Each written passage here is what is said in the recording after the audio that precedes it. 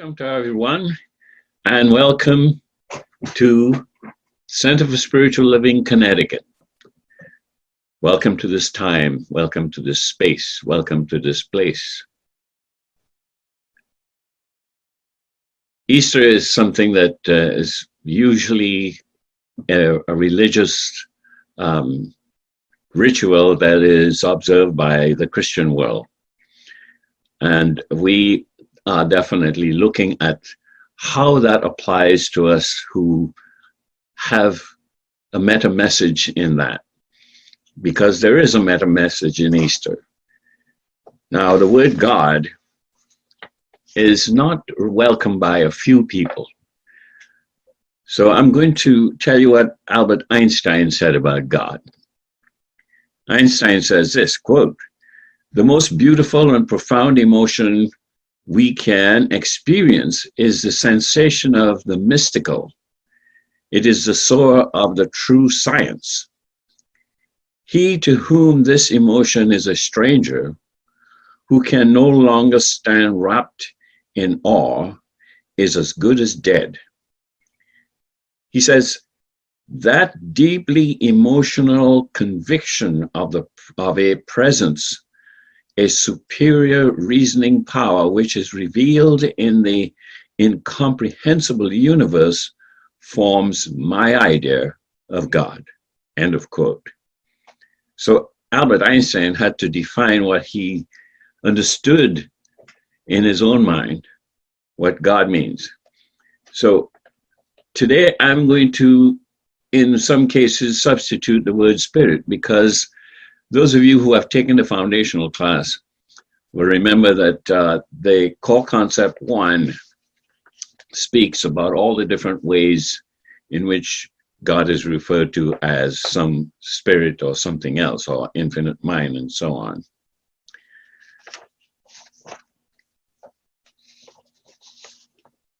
There is a meta message. There's something beyond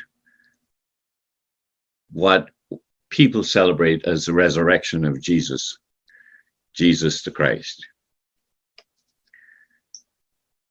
Holmes says spirituality is natural goodness. God is not a person. God is a presence personified in us.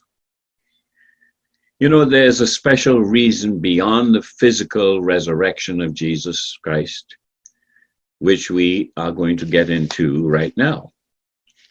Dr. Holmes, on page 405 of The Science of Mind, he says this: the physical disappearance of Jesus after his resurrection was the result of the spiritualization of his consciousness.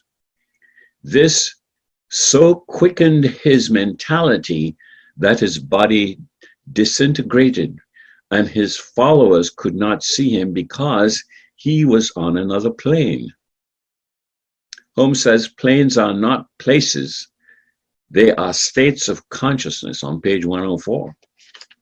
So apparently he's saying that the resurrection of Jesus was not simply a physical body coming forth. It was the elevation of his realization of himself, his consciousness, the spiritualization of his consciousness. He said, so quickened his mentality that his body disintegrated and his followers couldn't see him. Do you think you could get to that level of consciousness? Well, let's look at it. The resurrection lifts up the faculties of the mind until they conform to the absolute idea of the divine mind. When we are truly conformed to the actual state of the divine mind, we no longer feel the sense of body. We are elevated to a whole new state of consciousness he calls a different plane, another plane of consciousness. Well, what an incredible realization that through spiritualization, one may enter into another dimension. another sphere of reality, another state of consciousness that takes you into pure Christ consciousness. So the practice of the presence of God is to awaken within us the Christ consciousness. Christ is God in the soul of man. The resurrection is the death of the belief that we are separated from God. That's what the resurrection is. Now listen to this. It really is lifting up of the whole man, the whole human, into the Christ consciousness, the whole person, the whole spirit, soul, and body. Dr. Holmes says the resurrection of the body then will not be snatched from the cosmic shelf as the soul soars aloft. Do you know what the real true message is that we need to recognize that we are not to stay in our tomb sealed by a huge stone. Remember when Jesus came out of the tomb, it was said that an angel was there, and when people looked in the tomb, they saw he was not there, and he said, he's not there, he's risen. The stone was rolled away. How many people are still living in a tomb of their own fear, their own sadness, their own grief, their own feeling of separation and loneliness? That's a tomb. And until we let the rock of that seals that tomb, that seal us to a sense of that in our lives, we are not resurrected. You are resurrected when you recognize that the tomb has been removed. Excuse me here. The tomb has been removed. And once the tomb is removed, you are free. You rise to a new level of consciousness. That consciousness allows you to transcend the ideas that you are limited. You see, people who've gone before us taught us that when we were born, they taught us that we have to look for a new tomb to live in. The resurrection of the body then will not be snatched from the cosmic shelf of the soul. It is already within us. We may be certain that it will be a fit instrument from the future unfoldment of the soul. It is here for the future unfoldment of the soul. When you are resurrected, when you rise up out of the entombment that you were taught to live in, you'll find freedom. You'll find peace of mind. You'll find an opportunity to allow your spirit to soar. It's really the lifting up of the whole person into the Christ consciousness, the whole person, spirit, soul, and body. The stone is the blindfold that prevents us from realizing the truth of our own being. That's the stone that keeps us in the tomb. There are still people who are living in their own self-entombment of fear and bigotry. We must pray for our leaders, the leaders of all world populations, that they may realize the powerful influence that comes from their role. Any belief system that does not recognize the divinity of humanity is a form of entombment. Think about that. You can recognize without judgment a criticism where there is inequity. We can make a difference by living and telling a different story to humanity, living that new self that came out of the tomb, that the stone was rolled away, that we are free from entombment of negativity, of fear, of disappointment, of loss, of disadvantagedness, of feeling less than. All of those things are in that tomb, and the rock remains there until, you know what we can do? We can kick it out. We can have a spiritual awakening that will blow that out of there like a huge explosion, and we'll be free to enjoy the Christ consciousness within us. You can recognize without judgment, as I said, or criticism, there is inequity, and you can still remain free from entombment. We can make a difference by living and telling a different story. Are you willing to tell that story? A different story. Each of us must come to the state of Christ consciousness and the experience of resurrection. Until you get there, it doesn't mean you have to be a Christian or you have to be some other form of religion. This is not about religion. This is about personal freedom. This is about letting our minds be free to allow our spirit to soar, to grow, to find a new place to dwell. Where there's a resurrection body, we can make it. And how can I find it? It is already within. And Holmes says it is already within, and we may be certain that it will be a fit instrument for the future unfoldment of the soul. You want your soul to soar? Get rid of that entombment. Get rid of that sense of limitation.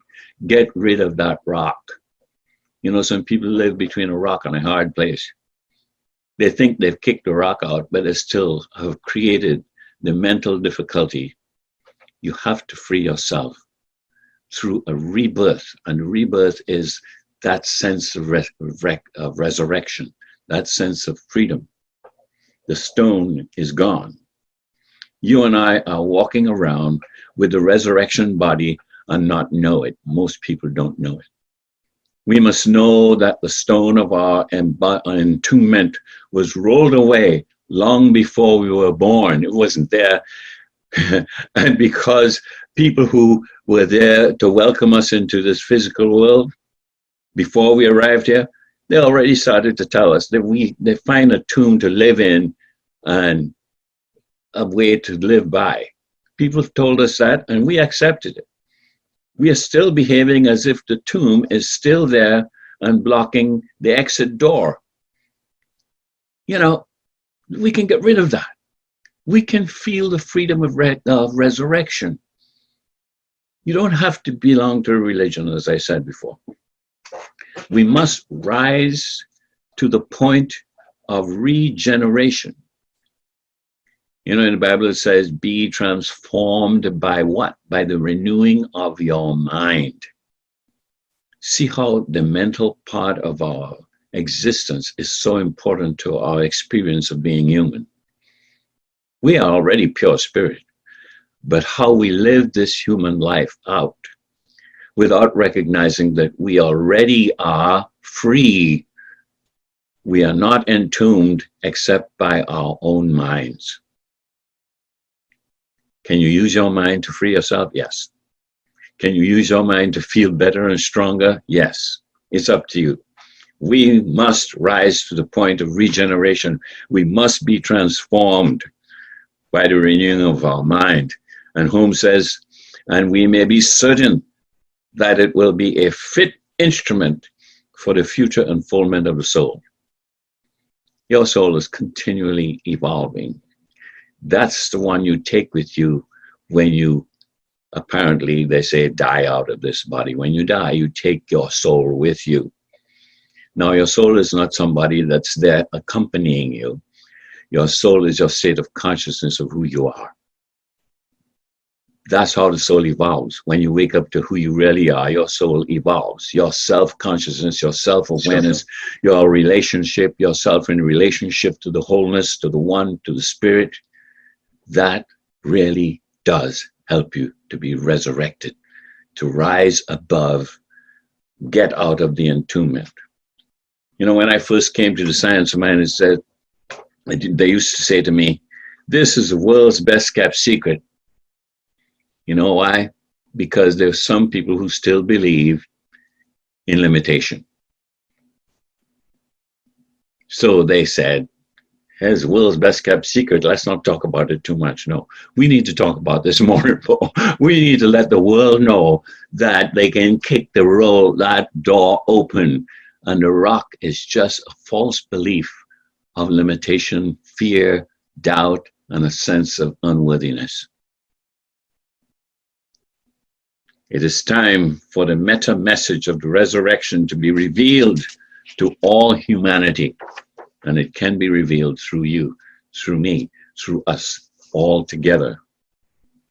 Christ means the universal idea of sonship, of which each of us is a member. That's Dr. Holmes, page 357. There is nothing to fear but fear itself. Who said that quote? Might have been Theodore Roosevelt, I think. I think it was Theodore Roosevelt who said, there's nothing to fear but fear itself. That is more pertinent today than ever. We don't have bombs dropping on us, fortunately. God bless those people who still have to deal with that. But you know what? We've allowed ourselves to fail to see the light because the tomb was so tightly shut. Remember, the resurrection body is already in you, and that it is the great meta message. That's the great meta message. Anytime you think of Easter Sunday, it's not just about food and celebration with friends.